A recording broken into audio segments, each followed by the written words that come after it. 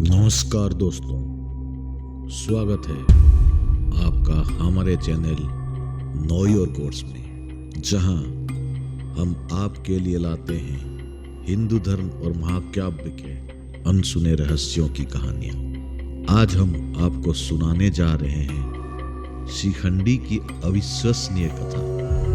महाभारत के युद्ध में कई महायोद्धाओं ने भाग लिया, लेकिन कुछ पात्रों की भूमिका भले ही लंबी ना रही हो, लेकिन उन्होंने युद्ध की पूरी दिशा बदल दी थी। जैसे शकुनी, जिन्होंने स्वयं युद्ध में ज्यादा समय तक हिस्सा नहीं लिया था, परंतु उनकी साजिशों ने इस महासंग्राम को जन्म दिया। ठीक वैसे ही शिखंडी की भूमिका भी छोटी जरूर थी, लेकिन सबसे महत्वपूर्ण थी। क्या आप जानते हैं कि शिखंडी जन्म से एक स्त्री थी, जिन्होंने बाद में पुरुष रूप धारण किया? और क्या आप जानते हैं कि वही शिखंडी भीष्म पितामह की हार का सबसे बड़ा कारण बना? तो आइए इस रहस्यमय गाथा को विस्तार से जानते हैं। चलिए पहले हम शिखंडी के परिवार के बारे में जानते हैं। शिखंडी राजा द्रुपद के पुत्री के रूप में पैदा हुए थे। द्रौपदी उनकी छोटी बहन थी और धृष्टद्युम्न उनका छोटा भाई। शिखंडी की कहानी शुरू होती है उसके पिछले जन्म से। पिछले जन्म में शिखंडी का नाम अंबा था, जो काशी के राजा के 3 पुत्रियों में से सबसे बड़ी थी। एक दिन काशी नरेश ने अपनी 3 पुत्रियों अंबा, अंबिका और अंबालिका के विवाह के लिए स्वयंवर का आयोजन किया था, लेकिन उन्होंने हस्तिनापुर के राज परिवार को आमंत्रित नहीं किया था। इसकी वजह यह थी कि बहुत पहले काशी नरेश ने अपना बहन का विवाह भीष्म से कराने की इच्छा जताई थी, लेकिन भीष्म की आजीवन ब्रह्मचर्य प्रतिज्ञा के कारण यह प्रस्ताव अस्वीकार कर दिया गया था। तब से काशी नरेश हस्तिनापुर से नाराज थे। जब भीष्म को इस अपमान का पता चला कि काशी नरेश ने हस्तिनापुर को उनकी पुत्रियों की स्वयंवर के लिए आमंत्रित नहीं किया है, तो वो अत्यंत क्रोधित हो गए और वे काशी जा पहुंचे और अपनी अद्भुत वीरता से वहां के सभी राजाओं को पराजित कर तीनों राजकुमारियों को हस्तिनापुर ले आए। उन्होंने अंबिका और अंबालिका का विवाह अपने छोटे भाई विचित्रवीर से करा दिया, लेकिन अंबा ने बताया कि वो पहले से ही राजा साल्व को प्रेम करती है और उसको अपना पति मान चुकी है। तब भीष्म ने उसे साल्व के पास भेज दिया, लेकिन साल्व ने यह कहकर अंबा को अस्वीकार कर दिया कि वो अंबा को स्वयंवर में भीष्म के साथ युद्ध में हार चुका है, इसीलिए अब वो किसी और की हो चुकी है और उसे वो स्वीकार नहीं कर सकता। हताश अंबा पुनः हस्तिनापुर लौटी और भीष्म से विवाह का अनुरोध किया, लेकिन भीष्म अपनी प्रतिज्ञा के प्रति अड़िग थे और उन्होंने उनसे विवाह करने को मना कर दिया। इस अपमान से आहत अंबा ने भीष्म से प्रतिशोध लेने का शपथ ली।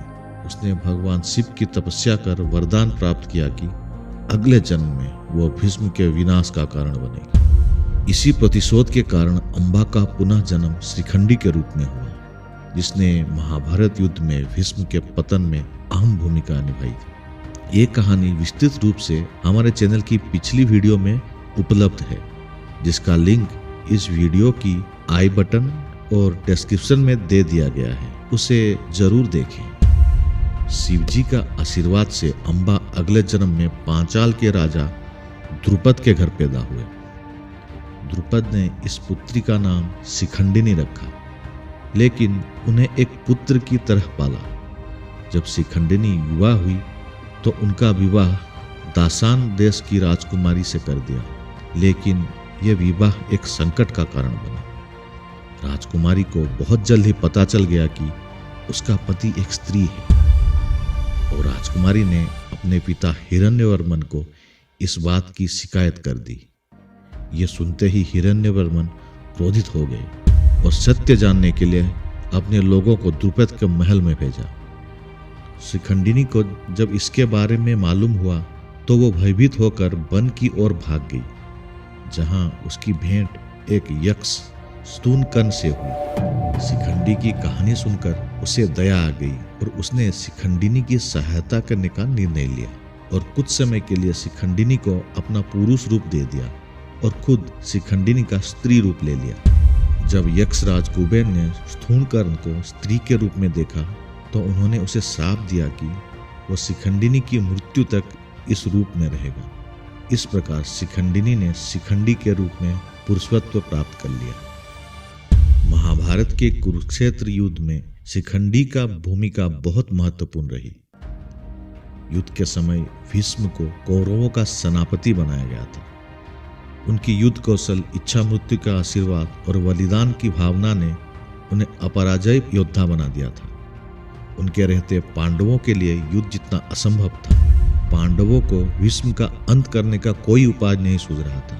तब श्री कृष्ण ने उन्हें बताया कि अगर भीष्म से कोई नारी युद्ध करे तो उनका पराजय संभव है, क्योंकि भीष्म ने ये प्रतिज्ञा ली है कि वो किसी भी नारी के ऊपर शस्त्र नहीं उठाएंगे। तब युधिष्ठिर ने कृष्ण से कहा कि कुरुक्षेत्र युद्ध के नियमानुसार कोई भी नारी युद्ध क्षेत्र में नहीं आ सकती। तब श्री कृष्ण ने उनको शिखंडी को युद्ध में उतारने का उपाय दिया, जो जन्म से एक नारी थी, परंतु शिखंडी का रूप एक पुरुष का था। श्री कृष्ण के कहा अनुसार युद्ध के दौरान शिखंडी को सामने रखकर अर्जुन ने भीष्म पर बाणों की वर्षा की। भीष्म ने शिखंडी को देखकर अपना शस्त्र त्याग कर दिया और उस पर वार नहीं किया, क्योंकि वो उसे स्त्री के रूप में देखते थे।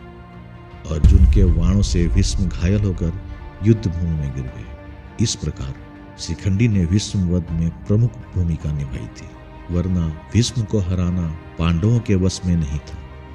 लेकिन शिखंडी की मृत्यु एक तरह के धोखे से हुआ। जब 18वें दिन की रात को अश्वत्थामा ने पांडवों के शिविर पर अचानक हमला कर दिया। उसी रात शिखंडी और अश्वत्थामा का युद्ध हुआ, जिसमें अश्वत्थामा ने शिखंडी का वध कर दिया। शिखंडी की कहानी महाभारत के सबसे रोचक रहस्यों में से एक है। उनकी भूमिका शकुनी की तरह लंबी नहीं थी, लेकिन उतनी ही महत्वपूर्ण थी। क्या आपको लगता है कि शिखंडी को नियति ने नायक बनाया या वे खुद ही अपनी पहचान के नायक बने? तो ये थी शिखंडी के बारे में एक छोटी सी जानकारी। अगर आप लोगों में से कोई शिखंडी के बारे में अधिक जानकारी जानते हैं तो हमको जरूर बताएं और कमेंट में अपना सुझाव लिखें। अगर आपको ये कहानी पसंद आई हो तो वीडियो को लाइक करें और हमारे चैनल को सब्सक्राइब करें, और ऐसे ही रहस्योमयी कथाओं के लिए हमारे चैनल के साथ जुड़े रहें। तो हम फिर मिलेंगे एक नई कहानी के साथ।